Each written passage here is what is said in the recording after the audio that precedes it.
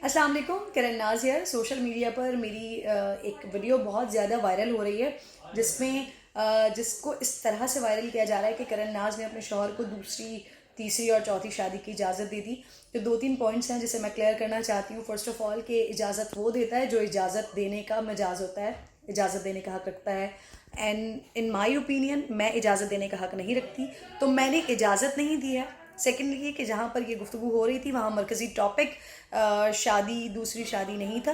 ये गुफ्तगू हो रही थी, लाइव सेशन हो रहा था फेसबुक पर, और वहाँ बीच में ये छोटी सी बात हुई है और उसके बाद मैं आगे बढ़ गई हूँ। लेकिन इसी पार्ट को निकाल कर वायरल किया गया है, तो ये मेरा कोई पब्लिसिटी स्टंट नहीं था।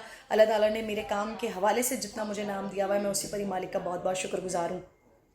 थर्ड ये कि मैं बहुत ज़्यादा हैरान हूँ। शायद हम ज़हनी तौर पर इस चीज़ को, एक हलाल चीज़ को एक्सेप्ट ही नहीं करते हैं।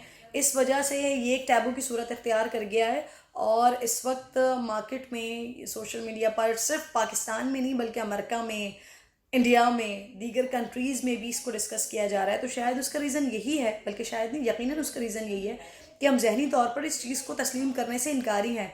इसी वजह से ख़वातीन मुझे लान तान करती हुई दिखाई दे रही हैं, और मर्द हजरात इस पर बड़े खुश होते हुए और अपनी वाइफ्स को ये वीडियो शेयर करते हुए, व्हाट्सएप करते हुए दिखाई दे रहे हैं। सर जी, मुझे तो ये सबसे पहले क्लियर करना है आप लोगों को कि ये मैंने अपने शौहर को इजाज़त नहीं दी है। मैंने सिर्फ अपना ओपिनियन बयान किया है कि अगर कभी भी वो चाहते हैं शादी करना तो वो बेशक कर सकते हैं।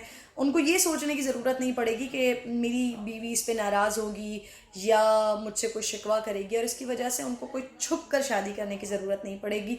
तो मेरी नज़र में वो ख़वातीन जो है वो अपने शौहर के साथ एटलीस्ट मुखलिस नहीं हैं, जो ये सोचती हैं कि आप अपने शौहर की आखिरत बर्बाद करने के लिए तो उसे आराम से सर्टिफिकेट दे सकती हैं कि हाँ जी करो, ज़िंदगी औरतों की, दीगर औरतों की भी ख़राब करो, आखिरत भी बर्बाद करो, लेकिन दूसरी शादी हरगिज़ नहीं करना, क्योंकि बीवी सिर्फ एक ही रहेगी, वो मैं रहूँगी।